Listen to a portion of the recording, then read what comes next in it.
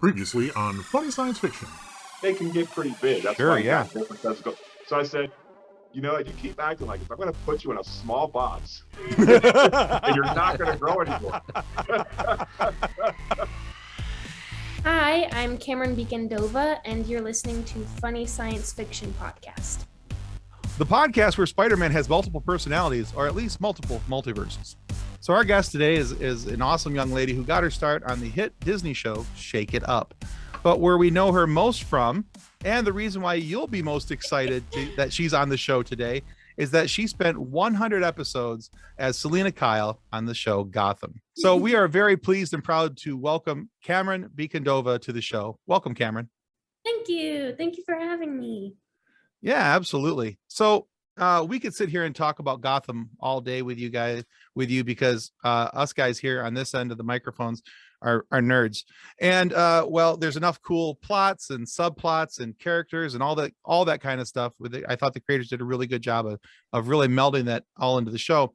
But before we get into any of that, I want to talk to you about something that I literally discovered last night while doing some research for this episode. Now, according to the Googles, and you know, the internet is never wrong, apparently.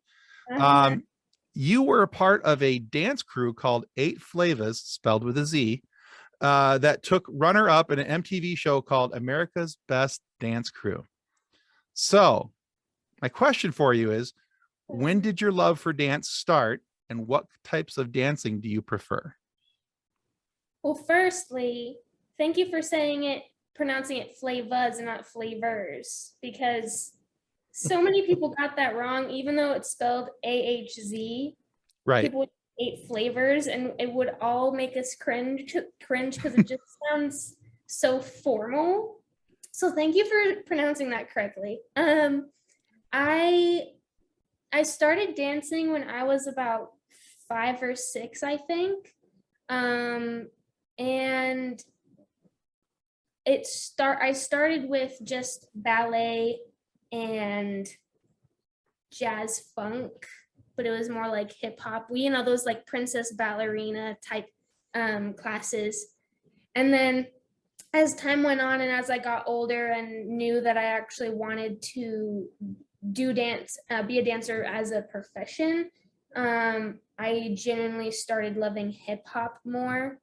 I tried to train in as many genres as styles as possible, like ballet, jazz, contemporary, hip hop.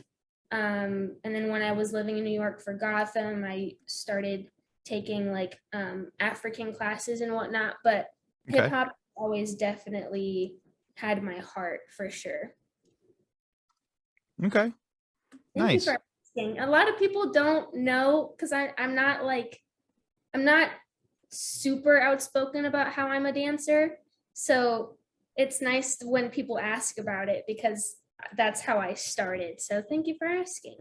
Yeah, absolutely. Well, we try to do our research on everybody who comes in, and you know, and I mentioned this in other shows, and I didn't put this in as part of my question, but we always love to know the background of the person that we're talking to, and a little bit of their backstory and what kind of made them, you know, who they are and what they are and how they got to, you know, from being the person that we didn't know to the person that we kind of know from, you know, their roles on TV and such. So it was kind of cool as I was going through that. At first, I was talking to my daughter last night, and you know, I mentioned in the outset that you were on the show Shake It Up. And my daughter was like, "Oh my God, I used to watch that show all the time." And so she was very excited about that. And then to find out, you know, from that to being a dancer and, you know, and all that kind of stuff, it was kind of cool. Kind of neat little walkthrough of some of your younger roles and some of the stuff that you had done. Yeah. And what's funny too is Shake It Up was my first audition as a professional dancer, and my first job as a professional dancer. So, and I'm still getting like $1.13 residual checks from hey. And I'm just like, okay, I mean, I'm thankful. I mean, okay, it cost as much as this check is to send this to me, but you know what? Right. Long live Shake It Up. There you go. Hey, you save, you know, 4 or 5 of them, you can go get a real shake, you know. Hey, so Arby's and get myself a latte. I mean, nothing. There you go. Hey. So looking through some of the work that you've done, I personally am a huge animal lover. I love going to zoos, hanging out, spending time outside, wildlife in general. I actually had a small encounter with a wolf at a northern Michigan campsite when I was little, which was slightly terrifying, but yeah, I have to get up to use the bathroom in the middle of the night and walk from my campsite to the bathroom and walk in with my flashlight, and I hear the ow, and I'm like, Oh. and they were like, there was like 150 feet away from me, and it was the I don't have to pee anymore. Oh, no, Like- just full bladder. And did you pee yourself? I did not. I bolted it to the bathroom, but it was like I was so close to peeing myself because it was there's a wolf right there, right there. And full bladder. It's right. And I was like 10, and it was I can be brave and watch the bathroom by myself. I don't need to wake my parents up. Oh my gosh. No, terrible story, terrible idea. I love Tim's just loving this. So I was actually really excited about your involvement with the North Shore Animal League. Yes. So Tim's going down. So I wanted to know how you got involved with the largest no-kill shelter in the world, and do you have any pets that you can tell us about? So I actually, because after the show ended, I moved back to California, so I haven't been able to do much work with them in a little bit, but I think I got involved with them. I was invited to do, I think Hallmark Channel has this annual kitten bowl and like puppy thing, like where they take the idea of the all-star baseball game and then the Super Bowl, and they bring animals. Oh yeah. And North Shore Animal League supplied the little puppies and kittens. And I'm not sure if I think this is how I got connected to them. Anyway, my parent fell in love with one of the kittens and got in contact with someone about adopting it.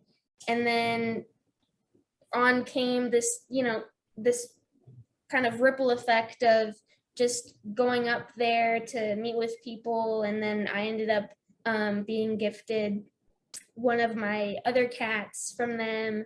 And it was just it's just a really great organization. And I love both cats and dogs, but I prefer to have a cat. Which just makes sense now. I mean, yeah, it's like my whole life is a movie. I even like before I even auditioned for Selina, I had this gray beanie that had cat ears on it, and I was obsessed with it. I wore it almost every day, and I can go on a tangent about it. But basically, when I got the role, a video, like an old video that I had done prior to the audition, resurfaced, and they're like, she knew she had Gotham when she filmed this, and I was like, no, I really didn't. I just love cats. But to go back to North Shore Animal League, I love the work that they do, and I have always favored adopting animals over buying them. Right. And it just seemed like it was just a very natural partnership, I guess you could say. That's really cool. And the money that they are given through donors and everything, they actually use the money to build facilities and to help the animals. It doesn't just go into some random bank account, Right. So I really appreciated that. And you can just tell that you love what they do. Or that they love what they do. Yeah. So that's how I know them. That's awesome. I am also a cat lover. I have 2 cats of my own. I am actually a little bit sad that I didn't decide to wear my headphones today because I've got my... Oh, I know. those are so cool. I love these, but it was I'm like, I don't feel like wearing my headphones today. I usually wear them, but no, cats are the greatest. Lion vibes, so it fits either way. Yeah. So- Usually though, I part my hair so my headphones are hidden in my hair, so you just see the cat ears sticking up on top.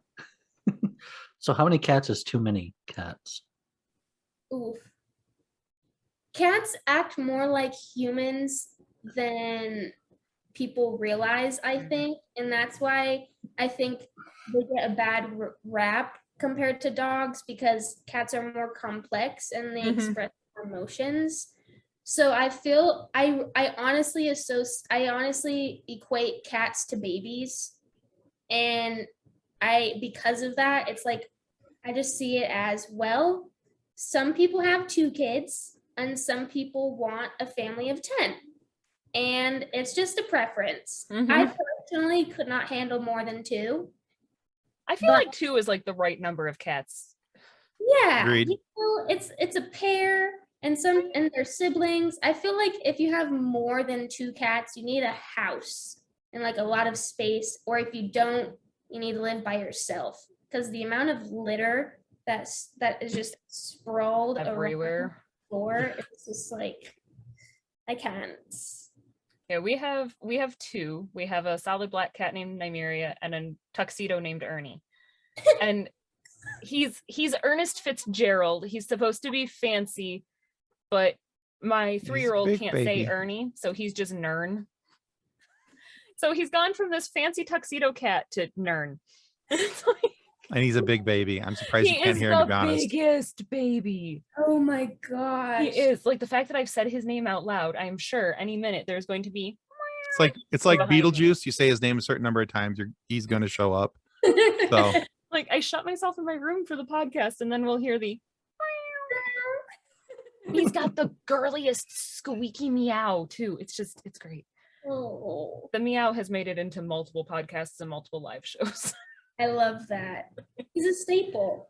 He is. He makes himself known. He's like, there you go. Nern is in the house. Absolutely. That's my background for one of our live shows too. Yeah, our cat is a white coat Siberian. Ooh. And it has he's really fluffy and just feels like rabbit fur almost. I love fluffy cats. And we named him CAT Cinco because he's the 5th cat my parents have had. I think Maggie Gia, who played the second rendition of Ivy on the show, I think her cats are Siberian, and they are the cutest freaking fluff balls I have ever witnessed. So when you said Siberian, I was like, I have an idea of what he deals with. Fluffy cats. Oh, I know. Tim's cats are funny too, though. Tim also has Yeah, cats. I have 2 cats. We all have cats. Yeah, so my oldest cat, his name is Vader. He's all black. He's got a big white box on his chest. He's a bit of a jerk. But I love him. And then we have our second cat. His name is Seven, and we call him Seven because he's polydactyl. He's got extra toes on his front paws. Oh. So it looks like he's running around with big like mitten paws on his front hands, and it's really kind of cool. But he's also a jerk. And he's a cat, and cats. No, actually, I honestly believe this, that cats take on the personalities of their owners. And I'm not saying that I'm a sarcastic jerk. Are you saying I'm a noisy, annoying baby? Anyway, so I'm not saying that I'm a sarcastic jerk. But I have my moments, and I'm not saying that my cats are always sarcastic little jerk buttheads, but they have their moments. Like, this morning this is by the way is a conversation you're not getting on any other podcast. We're cleaning out their kitty litter this morning. Like, my cat is literally waiting at my feet to get done. Like, the second it's done, he has to go, Oh yeah. That Vader waits, he like stalks the room. He stalks the room. And he meows at me until it's done. Like, could you speed it up? I've got things to do here. See, and it's funny. So yes, cats take on the personalities of their owners. I will admit that with Ernie, but specifically with Nymeria and my husband. Like, the black cat is my husband's cat, and she will just sit on the other side of the room and stare at you, silently judging you. And it's like, oh my God. But then her favorite thing is to sit on the table in the hallway in the middle of the night, and if you get up to go to the bathroom, she just like reaches out and taps you. Not even a swat, just enough of a tap to scare the crap out of you. That's to let you know that's her way of saying I could have done something. Right? That is definitely her. I could have killed you. I just want you to know who has the real power here. Exactly. Right? I am speed. Yeah. So And it's so funny. It's like I know she thinks it's hilarious. Ugh. I know she thinks it's hilarious. My dream one day when I like have more room and I don't live in an apartment is to have a black cat and a blue pit bull. Oh, nice. My dream combo. We have a pit as You well. do? We have a pit bull and a corgi. So, and our corgi judges us from the other side of the room with very judgy eyes. She is. And who is she? She's something. She's got short legs and a big booty. We call her Toast because her back end looks like a loaf of bread. So. but she's also like toasted marshmallow colored. Yeah. Stop. So yeah, her name is Cute. Toast. And then we've got Mia. Mia's our pit bull. And we keep saying it's a darn good thing she's so sweet because she has half a brain cell to run her whole body. Pit bulls have the longest adolescence period of any dog, though. Any dog. They Oh yeah, I act like believe a that puppy fully. until they turn like 6. Like my pit just turned 6 in September, and all of a sudden she's like a dog, and it's you could have been like this the whole time. Oh, You could have been a reasonable creature. Really? They're so loyal though, and They smug. are. They're They so are. They're snuggly. very sweet, very, very kind, very, very misunderstood breed of dogs. Big old babies. And they're just big babies. And my son has a pit bull as well. He lives on the other side of the state. He's got a pit bull, and she's just as intelligent as our pit bull, but just as sweet and loving. So it's kind of fun when we get the two of them together and Yeah. they're playing. They got It's one just whole like, brain cell between the two of them. and they have to run like parallel side by side so that they don't lose the ability to carry and share the brain cell. And they're passing it back and forth, going, okay, you breathe. Okay, now it's your turn. Now you breathe. Okay, now it's your turn. Now you breathe. Yeah, I'm pretty sure that's the way it works. It's so funny. So Cameron, we all have that one thing that is like close to our hearts and that like we're super proud of. What is a role or an accomplishment of yours that you hold close to your heart? I'd definitely say Selina is a role that I hold very close to my heart. I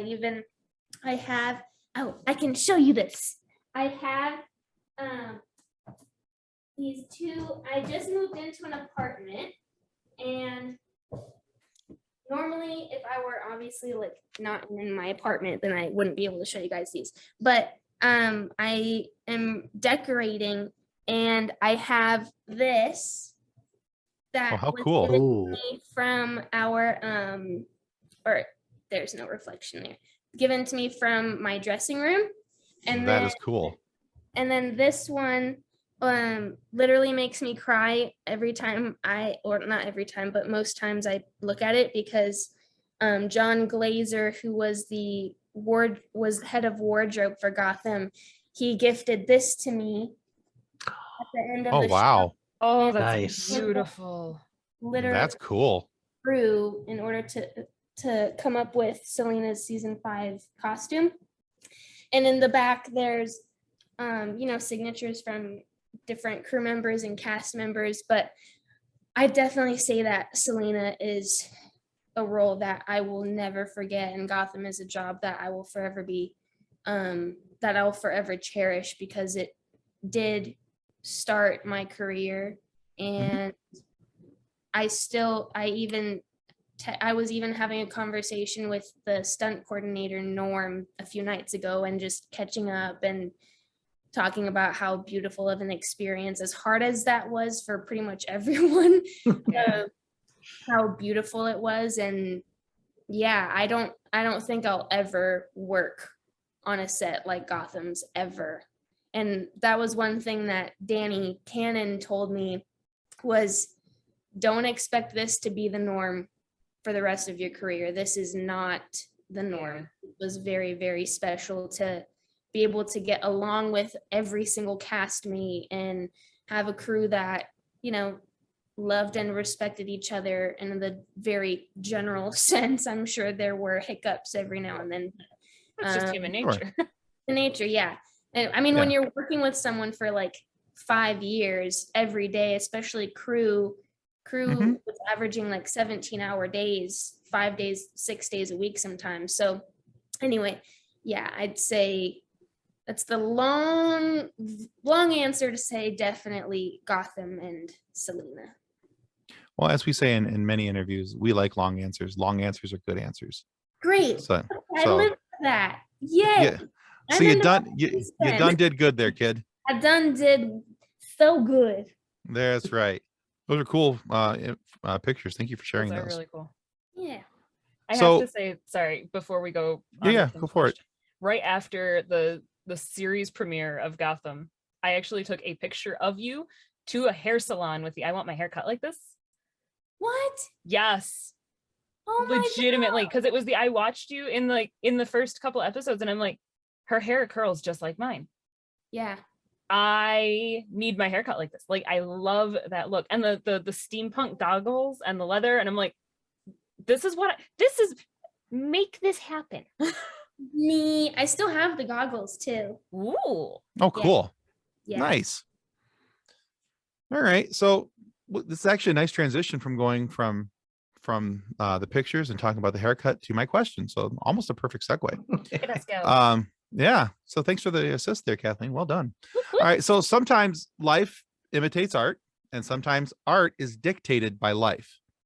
And this was kind of the proven true and kind of the case on your show, Gotham, particularly season 5. Now, I understand that you broke your foot sometime before the start of season 5. And I was wondering really how that impacted the filming of season 5, because there was a lot of pretty intense action scenes, especially early on in the season. So how did that impact filming and impact things for you? So I mean, what's so funny is the broken foot was the least of my problems in it definitely didn't help, but it was not like, it wasn't the main thing that made season 5 difficult. But I didn't even know that I broke my foot. I was training in LA. I spent hiatus out in LA, and I like to dance barefoot, and I basically stress fractured my foot in the same way that I did it when I was 10. So it was like almost exactly 10 years later. And anyway, the orthopedist told me that I just overworked my muscles. So I called the executive producers, and I said, I just want to let you know, I know we're 2 weeks out, but I'm going to be resting. He says it's just overworked muscles. I know that you sent me the script. I know that I'll be in the hospital bed the first episode, so I should be A-okay after that. And he was like, okay, like, I'll take your word for it. Well, then the second or third episode came around where we were fighting the really weird, like, sharp-toothed gangsters. And it was just gnarly. Like, the sharp pain up my freaking heckin' leg from my toe to my hip. And Norm, bless his heart, was like, you don't need to do these stunts. Like, your stunt double is here. And I was like, no, I want to do the stunts that I can do. I'm going to do it. This is the best, like, one of the best stunt scenes I've had all series. I'm doing it. Anyway, it just got worse and worse and worse. And then they had me go to the doctor. And that's when I found out it was broken. And that's when I had to be put in a little boot. And so what we had to do essentially, and then what we thought was going to be just like maybe 3 weeks in the boot turned into the rest of season 5. So I was in the boot for close to 6 months, and we just had to work around it. They had to figure out angles. A lot of times I would literally go to my mark after everything was set up, go to my mark in my boot, and then the wardrobe department member, Johnny, who would help me pretty much all the time, he would come, switch out my boot, put on my Selina boot on, exit, and then I'd do the scene. But luckily, season 5, as stunt heavy as it was for Selina, that was the first and really only season that I voluntarily was like, I am not doing most of these stunts this season. Not only for the foot, but also the emotional weight that a lot of them held. They were a lot more violent. They involved another woman, which I had, I have a history of violence between myself and a woman. So it was like, it was very triggering in that way. And I was just like, you know what? I have my stunt double. You go off, Sarah. You're a G. I trust you to do your job. And I would just come in, do what I could physically and emotionally do, and then let her do it. There you go. I can't. No, understood. You need Yeah. a stunt double for like daily life. Honestly, it's just life really is a movie. It's sometimes often I look back and I'm like, what the heck is this? And even then, I'm only 22 years old. There's so much more life to experience. I'm like, oh, what more could I go Right? through? If this is what I've already done. What more? I wonder. I have to say though, early 20s are insane. Absolutely. Early 20s are bonkers. I think it sort of starts to settle out at like 25. And then you get to the I'm gonna be 30 and your brain starts reeling again. Okay. I mean, Or 35, that's for kind some of I'm people. thinking as a girl, like girl brains are different than boy brains, Tim. Oh, no, I'm not disagreeing with that even a little bit. Yeah. No, at 35, I was full on 15. I think I've advanced to 16 at 45, but When I turned 25, I told my husband, I'm like, I'm having a quarter life crisis. Oh no. We'll see what happens. I don't know how this is supposed to make me feel better. And then we had it's a not. kid. No. No, yeah. It went from Although the quarter life crisis at 25 to a baby at 26. Okay. This is a ghost of Christmas futures or something like that, so just Although Kathleen, you gave me an idea. Like, I wonder if you can have a business of, hey, let me be your stunt double for the day or something. Right? Yes. I just want somebody I to just go. need somebody to be a stunt double for a day. I just Yeah, want to there's ring a bell and professional yell out, "Oh, colors. errand boy," and have them go to the store and go do this. And I'm sure there's There's- people who will do that, but There's professional cuddlers. Why wouldn't there be a professional like daily stunt double? I need somebody to go to the office for me. I don't feel like going to work today. Please go be me at work. And there are also people who are like professional maid of honors, because some brides don't actually have a best friend to be a maid of honor. So there's there's this woman I saw on social media who literally gets hired to be their fake best friend for the evening. And I was like, that's sad. but And it's also kind of brilliant. But it's also nice because then the bride doesn't have to worry about like hurting a friend's feelings. It's just, kind of an assistant for the day. Right. You just need somebody to legally sign the paperwork. Like, Exactly. And like get your coffee if you want it, and like make sure your train's even, just May so I find a feel new like job. there should be all that to say, I feel like there should be like stunt double for the day. Hey, Should I be. want to lay in bed all day and eat graham crackers. You do life for me, please. Thank you. Yes. Yeah. It's like I feel like that's like a personal assistant, but like more so. Yes. It's just like, let me Super cry in the assistant. shower while you go get the groceries. Yes. You go to the grocery store while I have a nervous breakdown. Please and thank you. I will take my graham crackers and milk and play my Xbox while you do the adult things. Bye bye. Oh, these are brilliant ideas. I feel like we're gonna make a brilliant idea, and then there's gonna be somebody who's actually gonna Somebody's going to listen to this and go, "That's awesome. I'm doing that." And we're not going to get any credit for it. But hey, Well, that's I'm fine. already That's fine. trying to As figure out long how as to- they will let us hire them, I don't care if we don't get credit. That's so funny. I just want somebody to come pretend to be Kathleen for a day. I'm going to try that. No, I'm not dad today. That's him over there. Go talk to him. I like that plan. Cardboard life size cutout of yourself. Just go talk to him. Yes. I'm not Right. in today. Go talk to him. Right. I have mentally checked out. You know, I have a wide format printer just on the other side of this wall. I could print a life-size cutout of myself. This might be a thing. I think it should be a thing. It could definitely be a We're gonna thing. start a live show one night and Tim's not be moving. We're gonna be like, is it your internet? Is your internet? No. And then there's gonna be like a breeze and the Tim cardboard cutout is gonna fall over. Yeah. Just it the could really have, like, awkward smile from Tim behind the microphone. Yeah. And it can have like a little cutout around your belly area, like a kangaroo pouch. And it can say like, here, like a recommendation box where your kids, whenever they want No, not with my kids. No, we're not doing that. sit down, Dad, I need you to do this, and then boop, just into the cardboard cutout.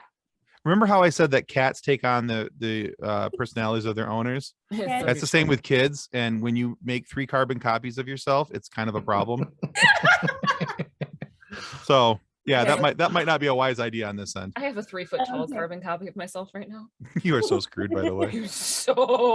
I love her to bits, but good gravy. I actually asked her the other day, I'm like, do you stop talking? No. Like, why not? Because I have a mouth. She's not wrong. She's not. She's really not. And I could not argue with the solid logic coming out of the 3-year-old.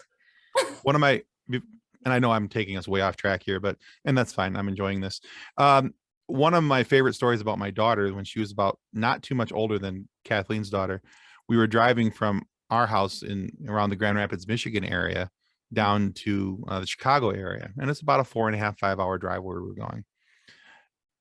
And we got just outside of Chicago, and I had to pull up in Chicago, especially on the expressways. They have what they call an oasis where you can pull off the side of the road, you get gas, there's, all that kind of stuff there, fast food, etc. So you don't have, because it's all toll roads. So you don't have to get on and off, keep paying the tolls. We got off the tollway and I looked at my family, my wife, my 2 boys and my daughter and went, you guys are going that way. I'm going this way because she won't stop talking. I need 5 minutes of quiet. The whole way down there, she was so excited because she was going to go down and meet cousins of ours in the Chicago area that she had not met yet. And she was so excited to meet them. And there was 2 little girls and she was going to get to play with new cousins. And she just wanted to talk about it the whole drive down. It's also the same drive where I told her that, okay, honey, daddy just needs a couple minutes of quiet. Can we just be quiet for a couple minutes? No problem. And immediately started humming. See, she got it. She said, oh, okay, I need to stop talking, which means I can still make noise if my mouth is closed. Quieter. And then I'm not talking if my mouth. She caught me on the technicality, that's for sure. Yeah, one of my friends the other day is like, well, isn't it, I mean, if you're so stressed out over talking so much, at least she goes, you've got bedtime. I'm like, she talks in her sleep. Stop. Mm-hmm. I wake up to my daughter talking through the baby monitor and she is dead asleep. And I'm like, are you freaking kidding me, kid? Oh my gosh. I mean, if it makes you feel any better, I think that's a testament to how safe she feels around you. I hope so. She just, I feel like she's a chatterbox. I feel like a quiet kid would be a little I was a quiet kid and I was concerning. So I feel like a quiet that would be my middle child. Yes. He's plotting something. Going to be the death of us all. He's gonna be the one to make that life-size cardboard cutout and put it in the hallway to scare you. He would, honestly. All right, so getting back to Gotham, because that's why we're all here, legitimately. You are the youngest actress to have portrayed Selina Kyle, with a lot of very, very big names filling that role before you. So did you feel that pressure stepping into that role, especially because you were telling the origin story for her? No, honestly, the fact that excuse me, the fact that I was the first to play this rendition, and because it was an origin story, I actually felt less pressure because it was already something that people hadn't seen before. Mm-hmm. So that gave me more room to make choices that I naturally felt were best, because people really didn't have it, like people were really not in a place to have expectations because they had never seen anything like Gotham before. So and I was young too. Like I didn't really realize probably until a year and a half ago how massive Gotham was. Like I'm not even gonna lie. So I think that helped too. My naivety, and just the fact that it was new, so people didn't know what to expect. I can actually see that being, yes, it's Selina Kyle. Yes, she becomes Catwoman, but you were specifically Selina Kyle. You weren't stepping into the Catwoman role and the tight leather pants as much. Right. Like, right. It Yeah, was you were referenced as Cat a couple times, but it was never the true connection. It was, that's one of the things I loved about Gotham is, there was all these allusions to who the people could be and who they would eventually become, but it was very much an origin story for all these different characters. I thought that was a very cool aspect of the show. I'm okay. Yeah. I'm okay. Same with me. And I oh, sorry, Nick, were you gonna say something? No, I was just agreeing. Go ahead. I what's it called? I also really loved how they kept me as young as possible for as long as possible, because it's very easy, especially in the industry, whether dance or film and TV, for the industry to age young people, but especially young women. Like there are a lot of 14-year-olds, especially now, who look 18, 20. Right. And I was definitely so thankful that they were never willing to put me in any kind of wardrobe that I felt uncomfortable in. They always Awesome. made sure to remember, okay, this is a 16-year-old girl, or this is Right. a 14-year-old girl. How do we bring the edge and how do we show the edge and struggle of her without like, she doesn't need to be sexy. She's a girl, Right. Right. She's a and- teenager. In She's a all reality, she's a kid. yeah, and she's a tomboy at that too. So I loved everything about that job. Awesome. Yeah. Sorry, Tim brings up other characters and you get a sense of who they are, and I'm over here with the Jerome. I loved Jerome so much. Camren did such an amazing job. He does not get enough credit for that You should be.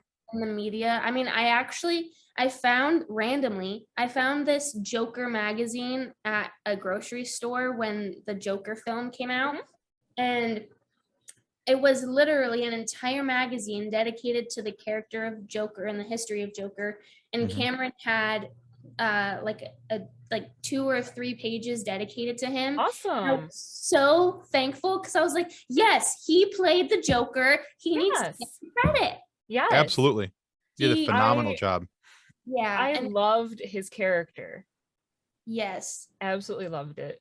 And And I've always had a soft spot for Joker anyway. As crazy as he is, you kind of love to hate him. Right. And there's this video on YouTube. I don't remember I don't know who the guy is, but essentially he analyzes films, and he did an analysis of the Batman Returns with, I don't know, was it Returns? The one with Christian Bale and Heath Ledger. And it was this theory, and he explained throughout this entire 12-minute video of how the Joker really isn't the antagonist of the film, that he's actually the hero.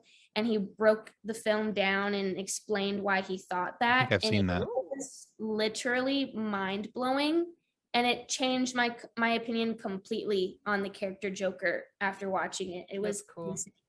So if you haven't watched it, maybe look up I don't know, Joker hero theory or something, and it'll probably pop up. But getting to work with Camren was a dream as well. And even though I didn't get very many scenes with him, he's such a sweetheart, and I learned so much just from observing him, and how present he is, and how much he knows about the characters that he plays, and how much time and effort and heart he invests into his work. And he's insane. It was funny when my husband and I watched Gotham together when it was airing. And Cameron came on screen and I'm like, I know him. Yeah. Why do I know him? Why does he look so familiar? He didn't even have to audition for the show. I think he said they offered it to him. And it he was so funny is I'm staring at him with the, what have I seen him in? What have I seen him in? And they showed the name and I'm like, John. He goes, what? I'm like, that's Winthrop. He was in the TV version of Music Man. Like that was his introductory role was with Matthew Broderick and Kristen Chenoweth. And I'm like, you remembered him from that? I remembered him from that of all things. Oh my I God. remembered the cute little kid with the lisp. I'm like, Aww. it's Winthrop. I love that.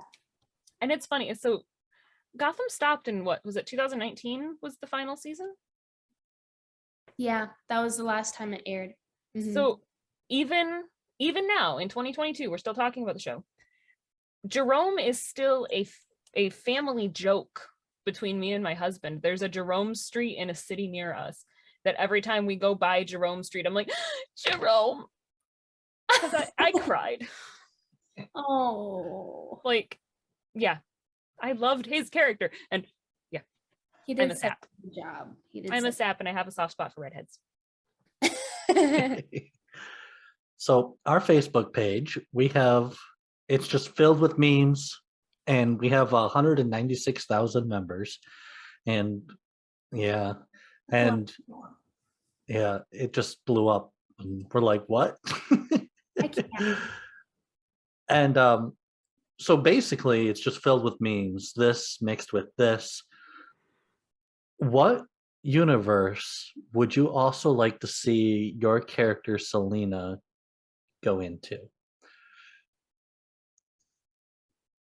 Oh, interesting. I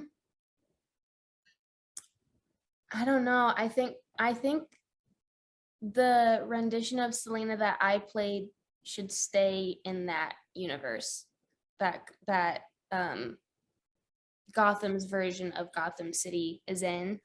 I think it because what made Gotham so amazing is that it wasn't centered around the people. It wasn't centered around like the core cast. It was centered around the city and Mhm. the atmosphere. It was very much more of the Gotham itself was a character. And so I don't see Selina, at least the version that I played, I don't see her stepping out into any other universe, because it was such a specific place, and Gotham itself they made such an effort to keep the time very ambiguous. Like you saw taxis that looked like they were from the 1950s, but then Gordon and everybody uses cell phones, and it was a very a very timeless and kind of just what am I trying to say? It was just a very ambiguous place. Very much a purgatory, I'd say. Like that's kind of the word that comes to mind. And I don't think it's like any other DC project, or I don't think it's like any other DC project in the sense that I don't think it's similar to even Marvel I'm stuttering, but for example, No, you're doing fine. so like Spider-Man, the Spider-Man universe, and the not No Way Home. What was the one? Multiverse. Yeah, the Spider-Man film that just came out with Yeah, No Way Home. No Way Home. Okay, yeah. So I feel like Marvel can get away with that a lot more than DC can, because I feel like, and I don't know, maybe you guys can correct me, but Marvel strikes me as more of like fantasy land and more magic than DC strikes me. Obviously, DC has people like Superman and Wonder Woman and Aquaman and people who have very supernatural powers, but I feel like Marvel gets away with doing multiverses way more than DC can. So I don't think, especially because of that, I don't think that I could see Selina in any other like universe. And especially if you enough. think about the difference between what the MCU is getting, the reception the MCU is getting with the multiverses versus even like the way that Justice League went over, which I mean, Justice League had its issues because the movie should have been twice as long as it was. Actually, I never got. What, Tim? It went over like a lead balloon. But as a general rule, anytime DC's tried to bring all of their characters in, it flops. Yeah, it's like this really weird, I don't know what it is, but like you have these amazing ensemble films with Marvel Mhm. and these very hyped up ensemble films with DC, and they have the amazing actors in both. They have what some would equate as like great stories, and I They don't have the potential.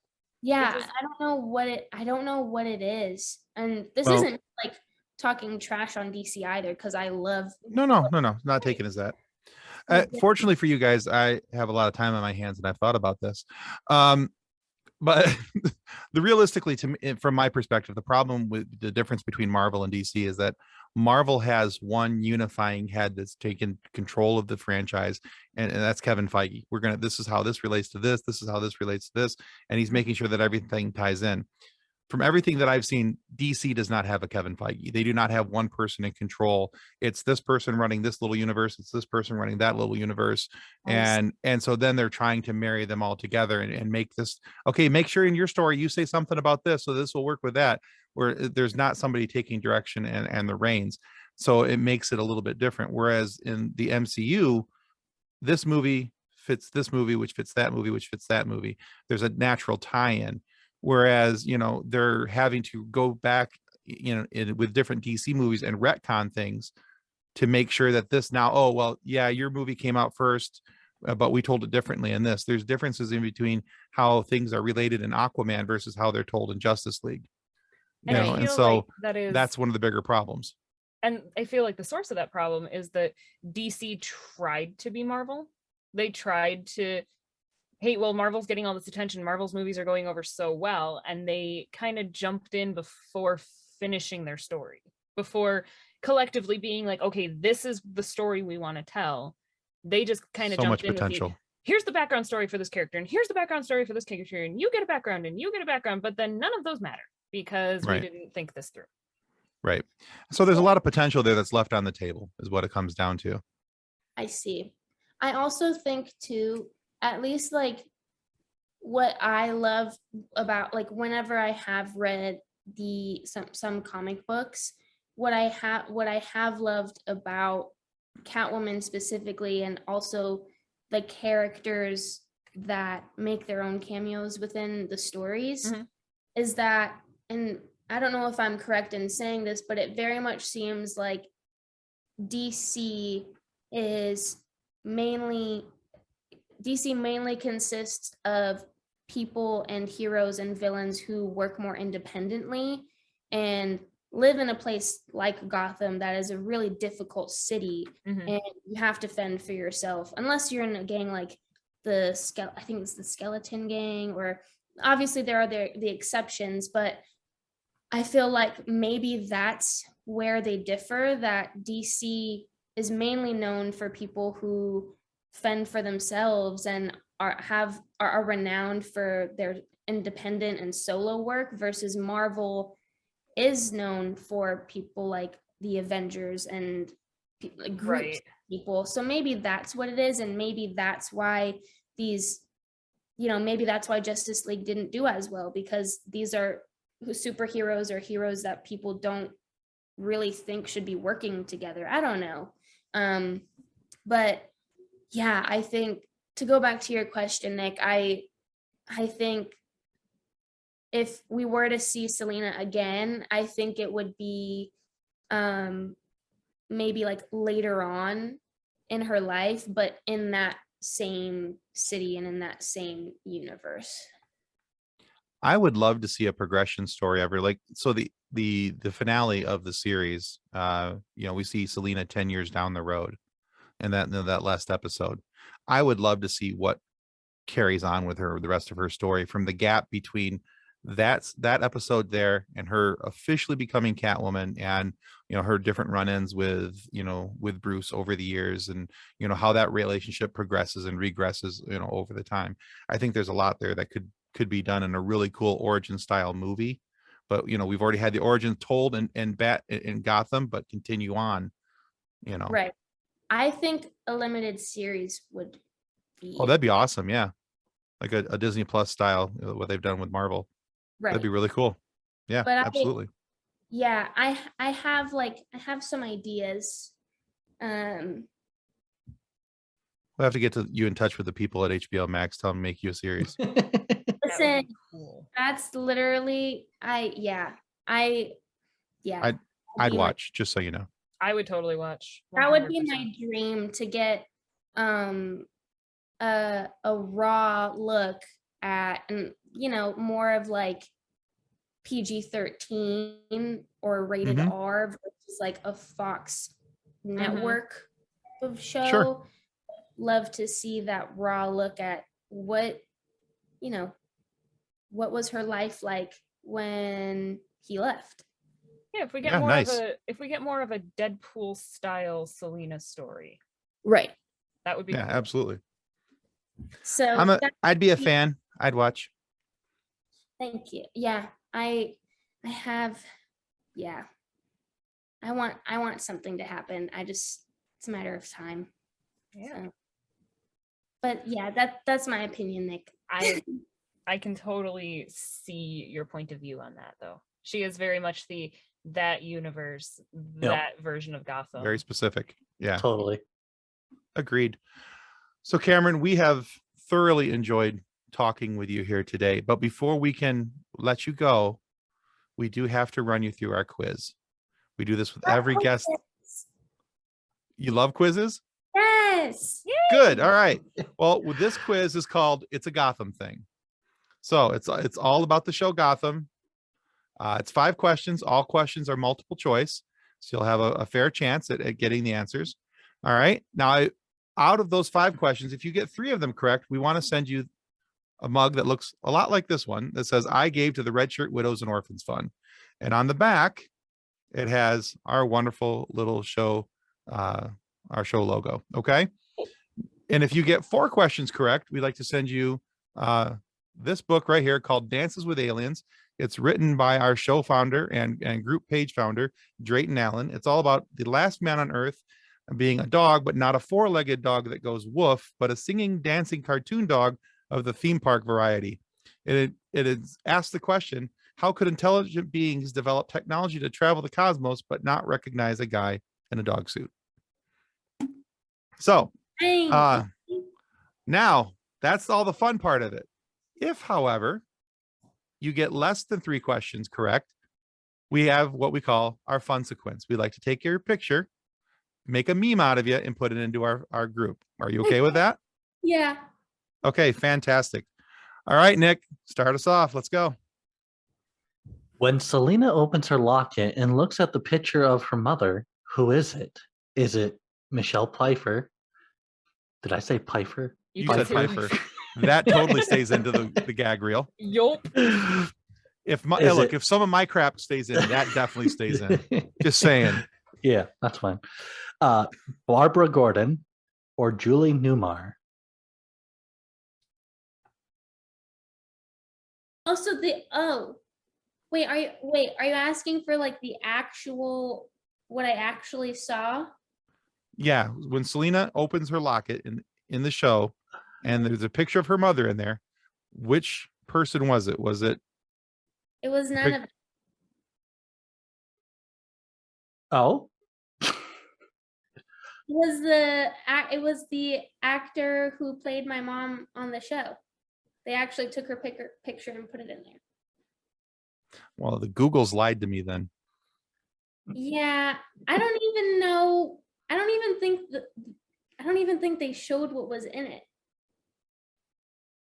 Okay. Well, we will wipe that from the record and we'll give you a win on that one. Anyway. All right. According to the internet, and because the internet is infallible, obviously not. The internet said that it was Julie Newmar, the first woman to ever play Catwoman. So. Well, yes, she was the first woman to play Catwoman, but she wasn't the one in the locket. Right. Lion butt heads. All right. Anyway, question 2. So she gets credit for that one just because. All right. Question number 2. In the series finale, who is Selina mad at for disappearing for 10 years? A, Jim Gordon, B, Barbara Keene, or C, Bruce Wayne? Bruce Wayne-ski. There you go. 2 for 2. What is the Riddler's real name? Is it Edward Nygma, Carl Pinkney, or Hugo Strange? It's Edward Nygma. There you go. Yeah, 3 So- correct. That's the coffee mug. Yeah. Sorry, that's me. Give me a second. Double checking Tim's work. Oh God, thanks. Question number 4. In the season 1 opener, Not bitter at all over here. just as bitter, Bitter as party of mixed one. butter and Bitter salt party of coffee. one. No, question number 4. In the season 1 opener, who is the very first character we're introduced to? Bruce Wayne, Selina Kyle, or Jim Gordon? Selina. It is. Absolutely. So that's 4 for 4. So that's the coffee mug and the book. Gang gang. And this question is just for fun. Gotham is based on what city?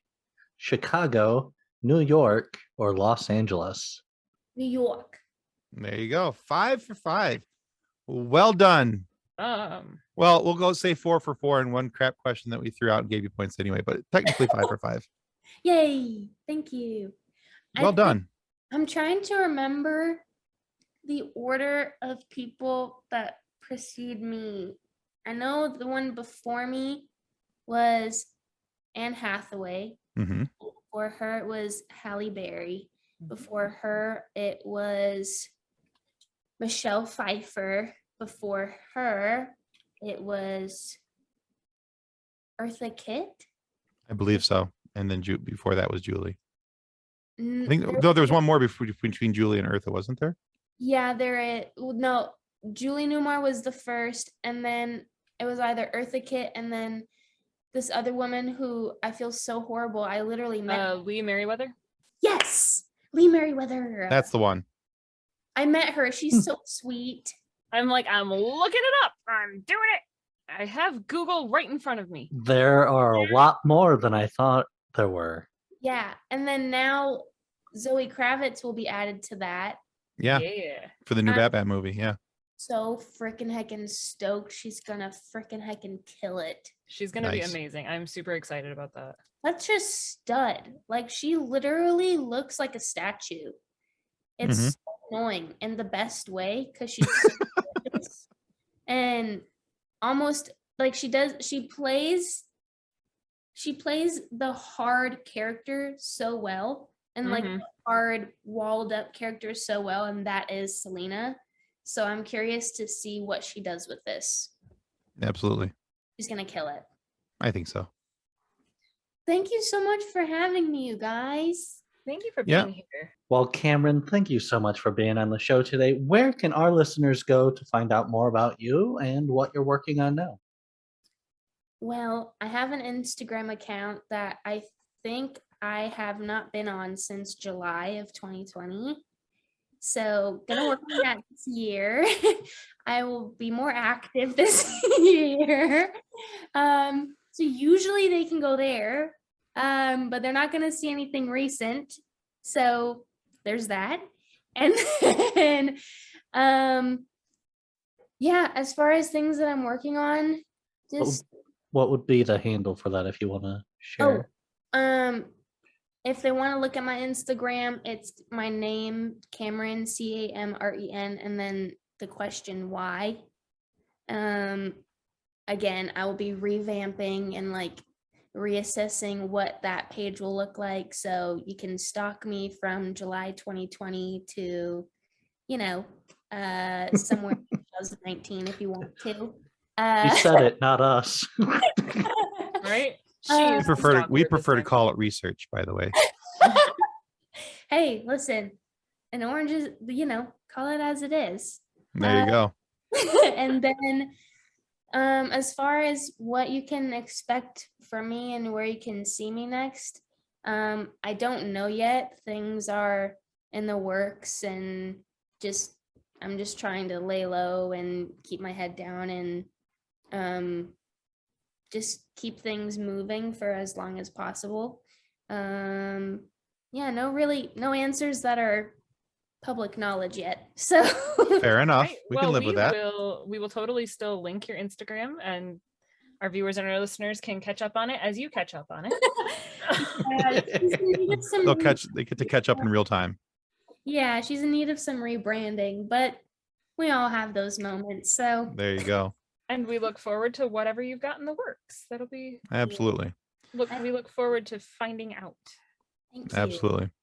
All right, guys. Also want to remind you that subscribing is the single most important thing that you can do to help our show continue to grow and get amazing guests like Camren Bicondova to come and stop by and share these funny moments and laugh with us. So please subscribe. It's that little button down there. Just hit it the one time, because if you hit it twice, it undoes it. But anyway, be sure to check out Camren's work on Gotham. And we didn't really get a chance to talk to it about it, but she also has a short film that you're going to want to check out called 3 Days Closer. You'll want to check out that as well. And so, and for whatever reason, if you're not happy with the content of our show today, please feel free to lodge a complaint with the head of our complaint department. That, of course, is Selina Kyle. Sure, she's young, but when you might think she lacks in experience, but she makes up for it in enthusiasm and a little bit of extra sass. Now, alongside her, with friends like Ivy, she'll make sure that the offending parties are dealt with, or if you can at least pay them handsomely to forget about the complaint. After all, it is Gotham, and it is every girl for herself. Thanks again, Camren.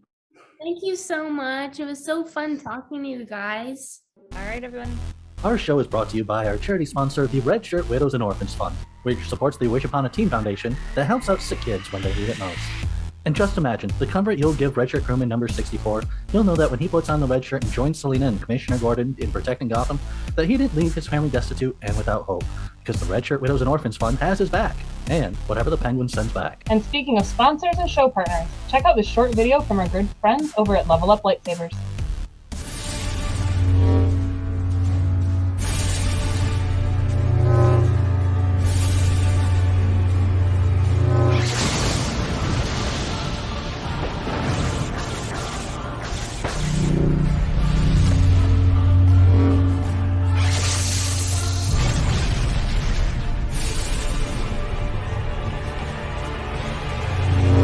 Information about Level Up Lightsabers and their online training sessions can be found in the episode description below. On behalf of the rest of the hosts of Funny Science Fiction, we'd like to thank you for listening to this episode. If you'd like to be a guest on one of our future episodes, please contact us by means of our Facebook group, Funny Science Fiction. You can find us on Twitter or Instagram using the handle @FunnySci-Fi, or you can go to DraytonAllen.com and click the Contact Me link at the bottom of the page. Thanks again. Hope you enjoyed the episode.